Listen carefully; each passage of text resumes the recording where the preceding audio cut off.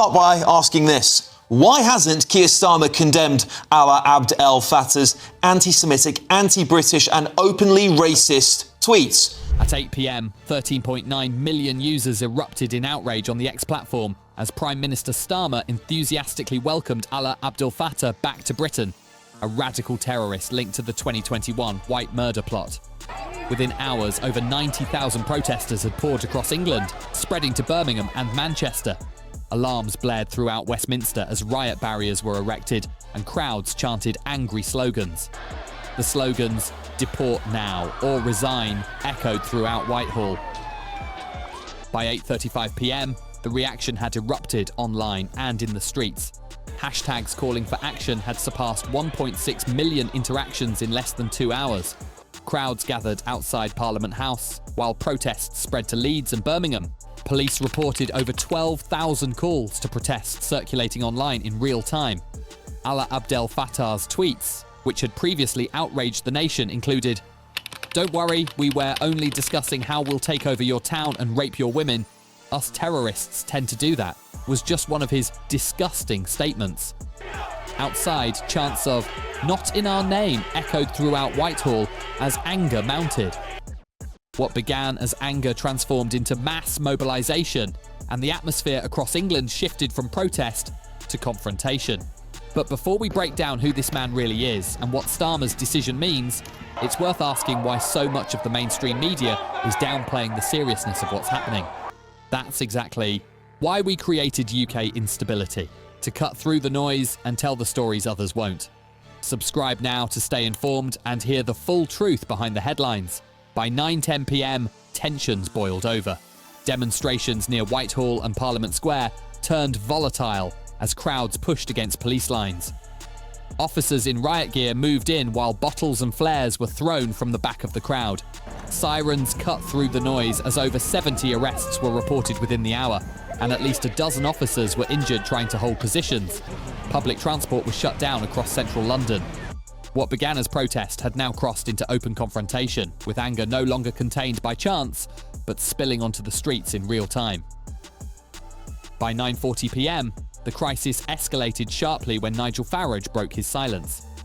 In a public statement posted online, he confirmed he had formally written to the Home Secretary demanding that Alaa Abd el-Fattah's British citizenship be revoked and that he be deported. Within minutes, the statement went viral. The reaction was immediate and explosive. Crowds outside Parliament swelled to nearly 90,000 people, with opposing groups now shouting directly at one another. Some waved union flags, others held placards accusing the government of protecting extremists. Police were forced to expand cordons as confrontations intensified along Whitehall and Downing Street. Online, Farage's statement triggered over 500,000 engagements in under an hour, becoming one of the most shared political posts of the night. Supporters praised him for saying what others wouldn't. Critics accused him of inflaming an already volatile situation. By this point, the protests were no longer just about Alaa Abd el-Fattah. They had become a referendum on leadership, borders, and trust in government. Chants shifted from anger toward Alaa to direct fury at Keir Starmer himself, marking a dangerous turning point in the night's events. By 10:30 p.m, the situation had spiraled beyond control. What began as protest had turned into the most serious public disorder Britain had seen in years. Police confirmed over 90,000 people were now gathered across central London, with flashpoints spreading toward Westminster Bridge, Trafalgar Square, and Whitehall. Riot units were deployed in full formation. Barriers collapsed under pressure. Flares lit the sky as crowds surged forward. Emergency services reported more than 120 injuries, including over 30 police officers, some struck by thrown objects. Several police vehicles were damaged, and multiple storefronts were forced to shut as violence spilled into surrounding streets. Transport authorities suspended underground lines across central zones. Sirens echoed continuously as ambulances struggled to reach the injured. Live feeds showed scenes of chaos, people running, shouting, pushing against police shields. The chants had changed, no longer about Alaa alone, but now directly targeting the Prime Minister. "Starmer must go," echoed through the crowd. Government sources later confirmed that emergency meetings were called inside Downing Street as security officials warned the situation was approaching a critical threshold. Intelligence units flagged a sharp rise in online calls for mass action, with some posts viewed hundreds of thousands of times within minutes. By midnight, the damage was clear. Central London partially locked down, dozens arrested, public confidence shaken, a political crisis fully ignited. What began as a diplomatic decision had exploded into a national reckoning, and the consequences were only just beginning to unfold. By 11:15 p.m, the narrative surrounding the protests shifted dramatically. What had begun as anger over government decision-making now turned into a full-scale public reckoning over who Alaa Abd el-Fattah really was and why he had been welcomed back so publicly. Across social media, archived screenshots of Alaa's past statements resurfaced at scale. Within a single hour, analysts recorded over 2.3 million views on posts compiling his old remarks. Many of them dated back more than a decade, but their tone shocked large sections of the public. Commentators highlighted language that appeared to justify violence, glorify political aggression, and express hostility towards state authorities. The reaction was immediate. By midnight, police confirmed fresh flare-ups in Manchester, Leeds, and Bristol as protesters gathered outside government buildings demanding explanations. Chants shifted again, no longer focused solely on deportation, but now on accountability. Why was this hidden? Who approved this? Who knew and said nothing? Television networks cut into regular programming as political pressure intensified. Senior figures within Parliament were forced to respond live on air. Several MPs admitted they had not been briefed on the background surrounding Alaa before the announcement of his return. Meanwhile, security officials quietly confirmed that additional police units had been placed on standby nationwide, citing heightened public volatility.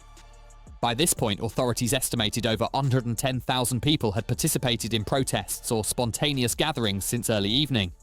The core of the anger was no longer ideological, it was emotional.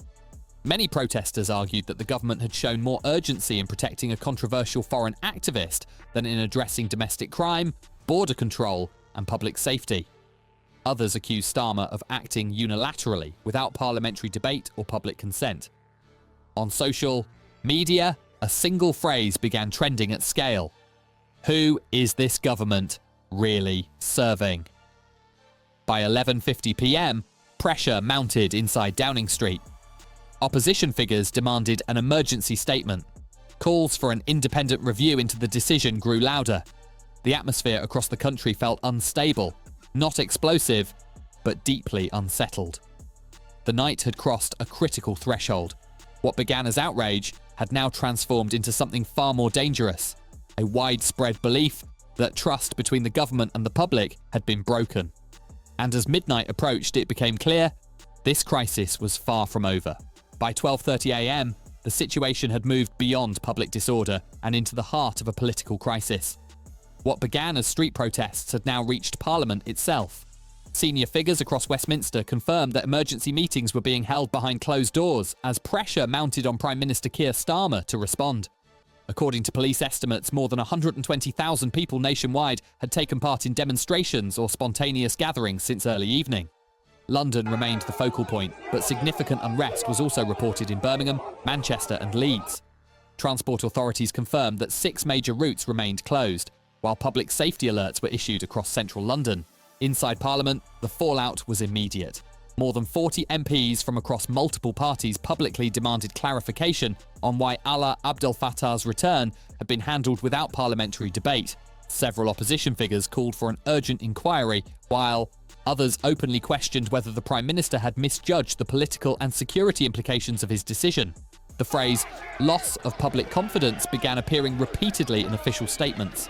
At the same time, Nigel Farage intensified his criticism, releasing a follow-up statement accusing the government of reckless political symbolism and placing ideology ahead of national stability. His demand for deportation was echoed by several MPs on the backbenches, further deepening the divide inside Westminster. Public anger continued to swell online. Data analysts tracking social platforms reported over 3 million mentions of Starmer's name within 6 hours, a 400% spike in posts calling for resignation. Tens of thousands of comments accusing the government of ignoring public safety. Meanwhile, police commanders warned that fatigue was setting in among frontline officers. Emergency reinforcements were quietly requested in several cities as authorities prepared for the possibility of continued unrest into the early morning. What made the situation especially volatile was the sense of betrayal many protesters expressed. Interviews conducted on the ground showed a consistent message. This isn't about politics anymore. It's about trust. People questioned why economic pressures, rising crime, and immigration concerns had gone unaddressed, while a highly controversial figure was welcomed with apparent urgency and praise. The contrast fueled resentment across political lines. By 1 a.m., the mood had shifted decisively. This was no longer a protest about one man. It had become a referendum on leadership, transparency, and accountability. Inside Downing Street, the silence grew louder, and as the night deepened, one question dominated the national conversation. Could Keir Starmer survive the backlash he had just unleashed? By 1:30 a.m., the streets had begun to quiet, but the damage was already done. The protests that erupted across Britain had left behind more than barricades and broken trust. They had exposed a deep fracture running through the country. Police briefings released in the early hours confirmed the scale of the night's unrest. More than 130,000 people had participated in demonstrations nationwide. Over 180 arrests were recorded, with dozens of injuries reported among both protesters and officers. Transport disruptions stretched across central London, while emergency services remained on heightened alert in 5 major cities. Yet the most significant impact was political. Inside Westminster, the pressure on Prime Minister Keir Starmer had reached a critical point. Senior officials acknowledged that the decision to welcome Alaa Abd el-Fattah had triggered consequences far beyond diplomatic expectations. Opposition MPs demanded a full parliamentary review, while several government backbenchers privately admitted the move had been deeply misjudged. By early morning, petitions calling for Starmer's resignation had surpassed 400,000 signatures, climbing by the minute. Public confidence polls conducted overnight showed a sharp decline in approval, with analysts warning of a widening gap between government leadership and public sentiment. The focus of the outrage had now fully shifted. What began as anger over one individual had evolved into a broader question. Who is the government accountable to? For many protesters, the issue was not only Alaa Abd el-Fattah's past or his controversial statements, it was the perception that ordinary citizens' concerns, crime, security, migration, and public safety, had been sidelined in favour of political symbolism. Television panels debated the same question repeatedly. Was this a miscalculation or a warning sign of deeper disconnect? As dawn approached, clean-up crews moved into Westminster. Broken barriers were cleared, police lines thinned, but the political damage remained visible. Commentators across the political spectrum agreed on one point. This moment would not fade quickly. And as the sun rose over a shaken capital, one reality became unavoidable. This was no longer a story about Alaa Abd el-Fattah. It was about a country wrestling with its identity, its leadership, and the limits of public patience.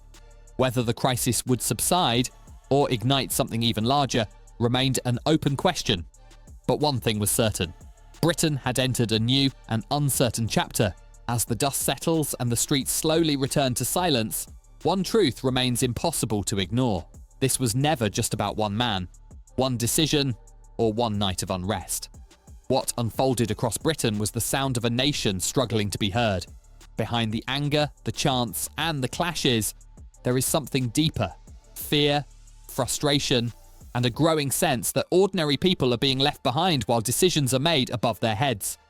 For many, this moment was not about ideology, but about trust. Trust in leadership. Trust in fairness.